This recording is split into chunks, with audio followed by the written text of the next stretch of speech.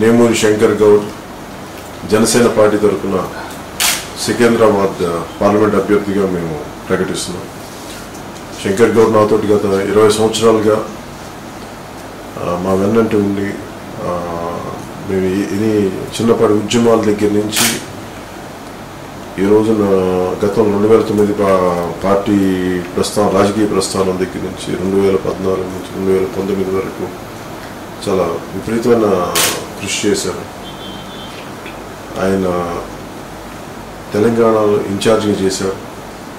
అలాగే మొత్తం ఆంధ్రప్రదేశ్లోను తెలంగాణ రాష్ట్రంలోనూ చాలా జనసేన పార్టీ కోసం బలంగా తిరిగి జనసేనను బలోపేతం చేసి అఖండమైన గ్రాస్ రూట్ అనుభవం సంపాదించారు.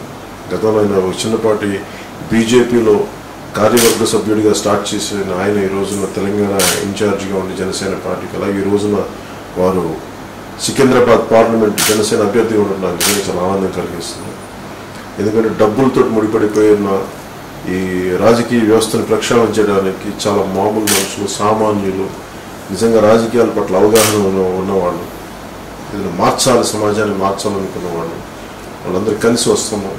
మా వంతు కృషి మేము చేస్తున్నాం. అలాగే తెలంగాణకు సంబంధించి తెలంగాణ యువతకు సంబంధించి మాకు చాలా బలమైన ఆశయాలు ఉన్నాయి, ఆలోచనలు ఉన్నాయి. కాకపోతే దురదృష్టవశాత్తు ముందే ఎలక్షన్స్ అయిపోవడం, అప్పటికి రెడీ అవ్వలేకపోవడం వల్ల మేము అసెంబ్లీ స్థానాల్లో పోటీ చేయలేకపోయాం. కానీ అట్లీస్ట్ పార్లమెంట్ వరకు మా వంతు ప్రయత్నం మేము చేస్తాము. అందుకని మా అభ్యర్థులుగా మహేందర్ రెడ్డి గారిని, అలాగే నేమూరి శంకర్ గౌడ్ గారిని సికింద్రాబాద్ పార్లమెంట్ అభ్యర్థిగా మాకు ప్రకటించడం నిజంగా నాకు వ్యక్తిగతంగా నాకు చాలా ఇష్టమైన వ్యక్తులు, జనసేన పార్టీకి అండగా నిలబడ్డ వ్యక్తులు.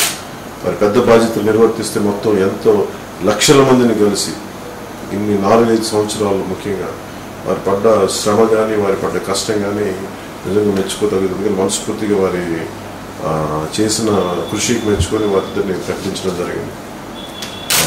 వారి కష్టపడి తెలంగాణకి ఏమేమి కావాలి, తెలంగాణకి ఏమేమి చేయాలి, ప్రజలతో మమేకమై ప్రజలకు అండగా ఉండవలసిందిగా కోరుకుంటున్నాను. Best wishes. Thank you.